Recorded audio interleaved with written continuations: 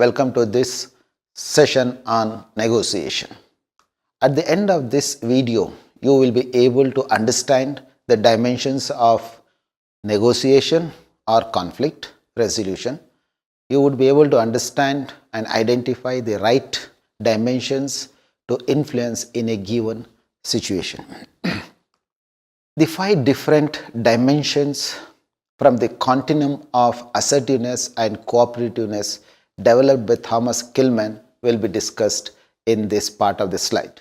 If you know that conflict and resolutions go hand in hand. When there is a conflict, to resolve the conflict, you need to negotiate.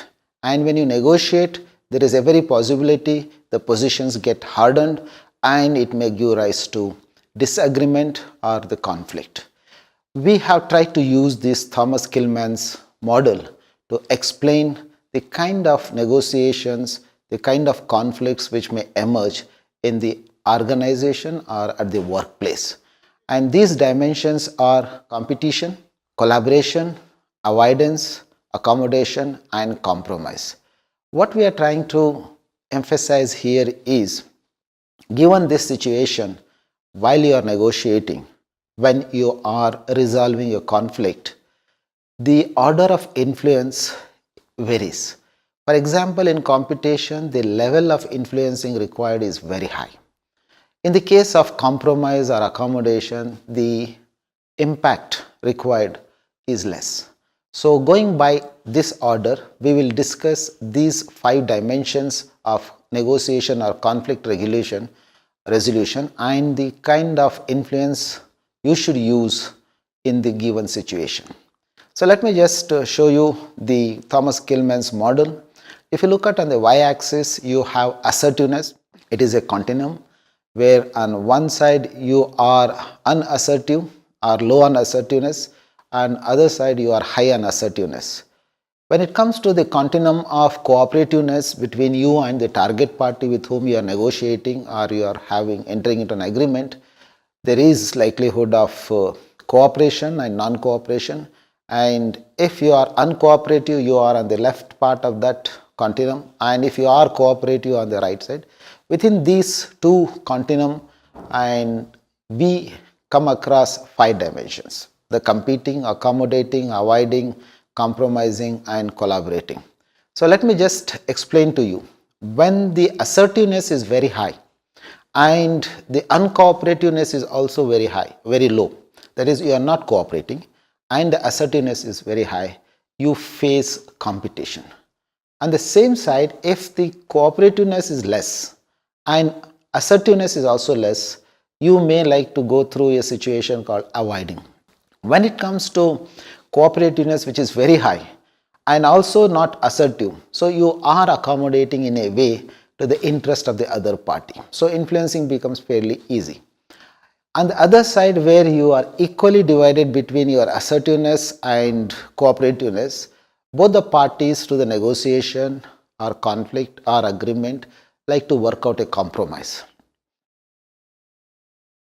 When you want to have high level of competition as well as cooperativeness, you choose the resolution technique of collaboration.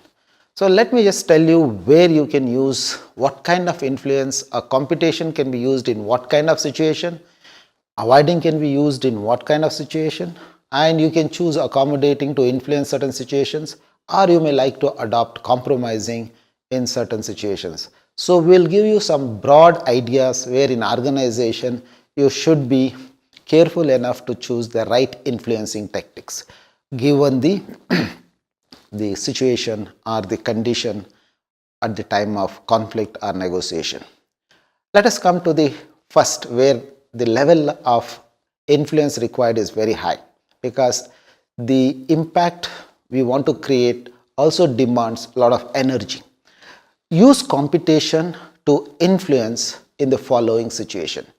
Again, just to recap, what we mean by use competition to influence in the following situation, in the sense the other party is assertive, at the same time is low on cooperativeness, and you are facing that situation, so you also become competitive and assertive, and you will also be uncooperative. But if you use competition, the situation just favor you to influence is in case of emergencies. You would not be looking for any kind of cooperativeness for him. You have to force your decision down the subordinates or those who are working for you or where you have the legitimate authority. And in case if you have to take certain unpopular actions in the organization, whether it respect to the use of technology or implementation of a process or anything, timings or shift or any of those things, they are usually unpopular actions from the superiors. So use computation to influence the situation. Use assertiveness, get the thing implemented. You can influence this situation using competitiveness when the issues are vital. You don't have time, energy, resources to waste when the issues are so vital. So you can use computation to influence the situation. When you are right, really you don't need to look for anyone's cooperativeness, because you can use your assertiveness and influence the situation. Against people who take advantage of non-competitive behavior, you have every right to use computation to influence the situation. Now let us go to the second area where the influence impact required is fairly high, less than the computation. So use collaboration techniques to influence in the following situation, and you are likely to get more success out of this strategy of collaboration, and you can influence the situation. To find an integrative solution, we did discuss what is integrative solution, where it is a win-win situation where both walk away with much bigger share of the fixed resources which you can expand the pie, and relationship is good. Or when the objective is to learn and you want to not decide but to learn, so use collaboration. To entertain different perspectives, because you need to collaborate to get different perspective, whether it is in design or design of process, product, or any strategic development relating to any functional area. Use collaboration to gain commitment from the members, because when you use collaboration, you get the commitment of others, and certain personality types help you to work collaboratively and also get commitment. To gain commitment is like building a long-term relationship, that trust. So use collaboration to influence and get them on board. To work through feelings, particularly when you have sentiments involved in any kind of interaction and their competition would only aggravate it, using collaboration would help to appreciate the sensitivities involved, and you would be able to influence much better. Let us go to the next one, the avoidance. When you would use avoidance to influence, usually in the following situation, using avoidance is good, not confrontation. Issue is trivial and you can ignore it. No chance of satisfying your concern. So fighting and wasting resources would not be appropriate. So you just use the avoidance. And cool down and regain perspective in case the situation is hard and the conflict is likely to fray the tempers, or the likelihood of sharing the resources is less, rather the wastage of resources is likely to be there, and you need to cool down and regain the right perspective to decide in a right manner and maintain the relations. Gathering information supersedes immediate action. In such situations, use avoidance. Issue seems peripheral, not important to the central issue. You can influence using this avoidance strategy. And you can use accommodation to influence in following situations. They are, when you are wrong, you should be able to admit and accommodate, and that will help you to take the friendship or relationship further. To show your reasonableness, we saw that some of the defensive behaviors also involve, particularly to avoid blame. Accepting the blame is very difficult for people, in those who are in status or those who want to have the facade of competence and the integrity that gets affected if there is a failure. And to show your reasonableness, it is better to accommodate some of the dissent or some of the criticism or some of the failures, and it is definitely going to influence the situation and lessen the mitigate the situation. Issues are more important to others and less to you. So accommodating the other person's request or the interest would definitely help you in influencing them much better. Most of the time people, when they accommodate, it leads to kind of an exchange.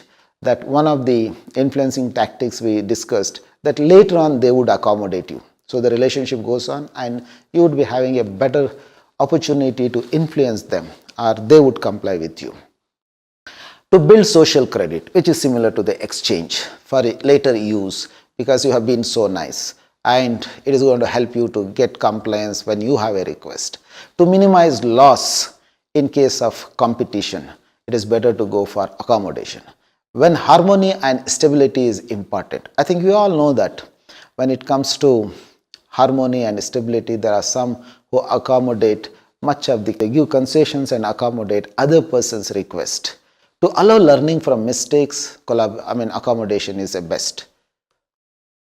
When to use compromise to influence? The following situations are ripe for this kind of influence. When goals are not worth the effort, so better compromise.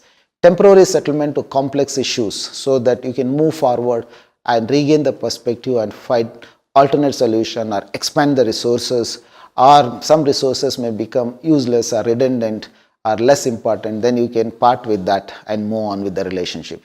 Mutually exclusive goals. When it is there, it is better to compromise. You want to have one thing, they want to have one thing, it is better compromise and split the results and move forward. Arrive at an expedient solution. So compromises are something which you want to close the topic very quickly. Expedient solution. So compromising does influence the situation and get the other party on board. Backup on collaboration and competition is unsuccessful naturally, because the level of influence impact required in those is very high. When you are not able to, so work out a compromise. And all these principles, if you look at, you can use it in your organizational day-to-day life. You can just diagnose the situation, know how much is at stake, what level of influence you have, what is the nature of the other party's reaction, and whether the issue is trivial, central, vital, resources are important, relationship is important. Choose the right kind of a strategy to influence the situation and you would be successful. And a general perspective, in a general way, this model is applied to everyone's life in whatever way. For example, you like to avoid certain issues when they are too small or unimportant and does not warrant your attention. You don't want to waste your energy and resources. When there is a competition, yes, you take on, because you have to excel, like companies, like individuals and the projects. When there is a competition, you compromise many times because the other party is having a strong position and you are also not in a position to compromise on your position. So only way is to compromise, meet halfway. And collaboration, when you want to really enjoy rather than foregoing. I think you can see that coalitions or collaborations are formed by the intelligent people when they know that fighting would only lead to not having what is available by collaborating or forming the coalition. So that is the reason you find in most of the political setup, a good number of small parties form coalition because they get power, with power the resources, and with that dependency, and that's why they don't like to forego. The dead enemies come together, deadly enemies come together because the benefits would be lost if collaboration is not done, a coalition is not done. And if you look at most of the elderly or the women, when a husband is transferred and the women resign the job and accompany the husband. So what they are doing is accommodating the request. And usually they look for harmony and continuity. So if you face a situation where there is certain amount of competitiveness or assertiveness or uncooperativeness and cooperativeness, work out a solution keeping in mind what is the best way to resolve the conflict or take the negotiation to its logical end.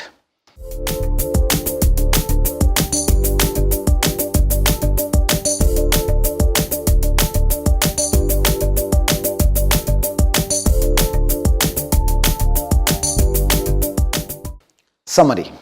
Key points discussed in this video. The dimensions of negotiation or conflict resolution at workplace. the right dimensions to influence in a given situation.